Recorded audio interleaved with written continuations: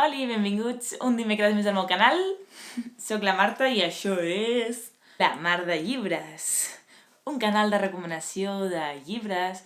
Bueno, últimament, en comptes de recomanar llibres, estic parlant més sobre coses que tenen a veure amb llibres. Així que si voleu em podeu deixar als comentaris què preferiu que faci, si 100% recomanacions, si més coses relacionades amb els llibres, com un prestatge a tour, jo què sé, tips i coses així, o si voleu que faci una barreja entre les dues coses i vagi recomanant llibres o no, què us agrada més, si també voleu que faci videoblogs sobre, jo què sé, visitar llibreries.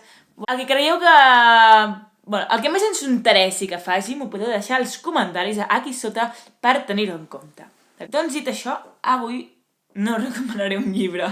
Si voleu que us recomani un llibre, doncs m'ho penso i penso aviam quin us puc recomanar que tingui a veure amb el que us vull parlar avui, que és la superació d'un bloqueig lector. Sí, és molt frustrant els lectors perquè a vegades tenim bloquejos com, no sé... A veure, amb les sèries no em passa.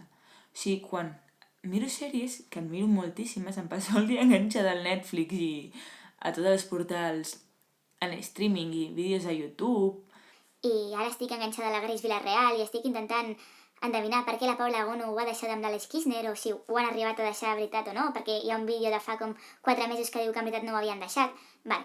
Doncs jo em passo molt de temps fent això i mai tinc bloquejos de YouTube ni mai tinc bloquejos de Netflix, però sí tinc bloquejos lectors. I què és un bloqueig lector? Doncs bàsicament és una època que deixes de llegir tant i t'estressa. És a dir, no deixes de llegir, o sigui, una cosa és que tu deixes de llegir perquè estàs fent altres coses, perquè estàs estudiant, estàs de vacances, perquè no llegeixes i ja està, però un bloqueig lector és quan no llegeixes i no llegir et genera un agobi perquè tu tens ganes de llegir, et vindria de gust llegir en molts moments, però no acabes de solucionar-ho.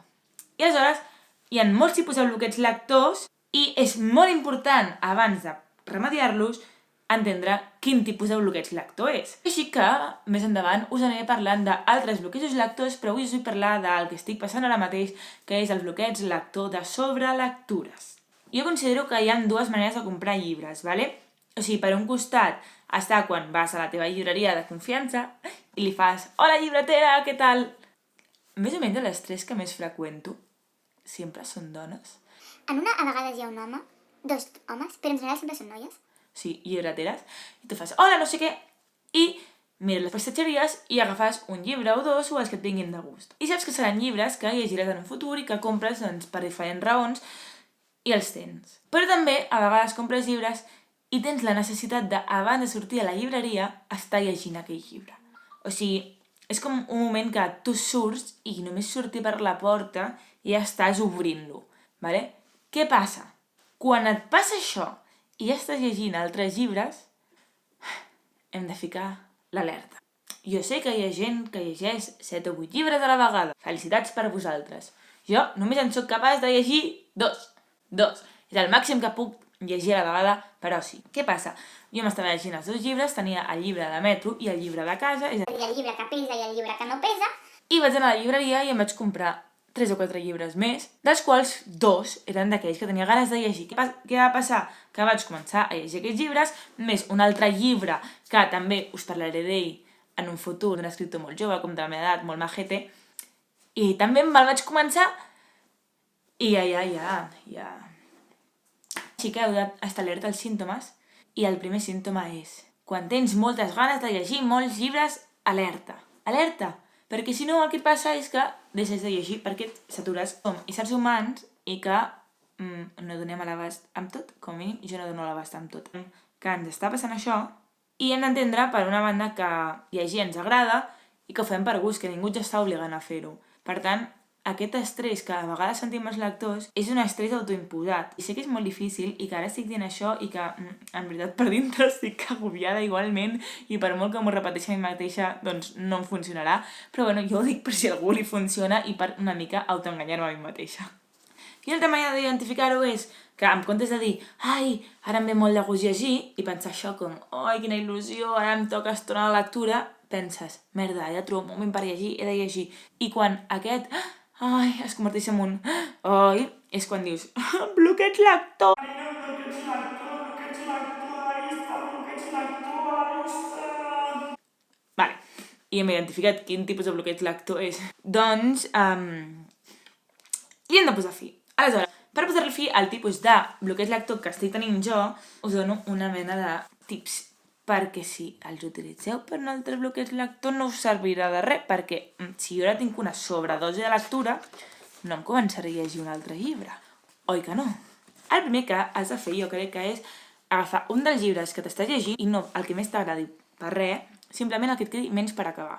I acabar-te'l. Per què? Perquè quan t'acabes un llibre tens una satisfacció molt gran. Què passa? Que quan ens estem llegint molts llibres alhora, com a mínim a mi el que em passa és que m'agobio perquè tinc la sensació que no me n'acabo cap. I per això crec que és molt important quan entrem en aquesta mena de bucle acabar-te el primer llibre. O sigui, jo crec que quan te l'acabes ja és un gran pas i que normalment ja acostuma a trencar-se aquesta mena de bloqueig lector. També el que em va bé a mi quan em passa aquestes coses és endreçar els llibres. Endreçar la prestatgeria d'una manera diferent, endreçar els llibres per l'ordre que me'ls llegiré quan acaba de llegir-me aquest primer. Fer com una mena de planning sobre com aniran les coses. No sé, fas com una mica de refresh, no? Endreçar l'habitació també està bé, o no sé, fer com coses d'aquestes que després diguis mira, quan acabi de fer això em posaré a llegir una estona. Però que tot tingui a veure amb el món de la lectura, és a dir, jo que sé, endreçar l'habitació si deixes a l'habitació, endreçar la teva prestatgeria, endreçar el menjador si has de llegir el menjador, i com crear com l'ambient aquest. Tens un bloqueig lector, saps que no llegiràs en qualsevol moment, per tant, el fet és preparar el moment en què tu llegiràs. Llavors, si fas això i t'acabes un llibre, ja tens fet el 75% del camí, jo crec. Estic preparant tot plegat, estic preparant la situació on llegiré, però segueix el com... Saps? Poder per això t'has de fixar un nombre de pàgines. Perquè potser no serà una lectura que serà superapassionant, que estaràs superenganxat, no, perquè tu ets conscient que no estàs en un moment d'aquests. Posa't unes pàgines i si les superes, doncs millor. L'important és marcar un camí per acabar-te'l, perquè no te n'acabes de cap. Jo quan he tingut bloquejos lectors d'aquest tipus he estat mesos sense llegir. I com això em genera estrès, doncs no hem d'entrar en pànic. I bueno, això seria tot per aquest tipus de bloqueig lector. Dic només aquest, perquè si teniu un altre tipus de bloqueig lector, doncs us recomanaré, per exemple, llegir un llibre de contes abans d'anar a dormir. Però és que si llegiu un llibre de contes abans d'anar a dormir i en comenceu un altre, o sigui, us comenceu un llibre nou perquè el llibre de contes no l'estàveu llegint, doncs us generarà més estrès perquè serà com un llibre més de llegir, així que identifiqueu molt bé els bloquejos lectors. Ja anirem fent més vídeos sobre més bloquejos lectors d'aquest tipus. I ara sí, això és tot per avui. I, bueno, només recordar que les dones trans són dones i que en aquest canal no ens agrada la transfòbia. O sigui, no és que no ens agrada, és que la combatem i no ens cauen gens bé les TERFs i la gent transfòbica. Així que, gent, no sigueu transfòbica i repetiu-vos com un mantra, les dones trans són dones. Fins la setmana que ve, un superpetonet. Adeu!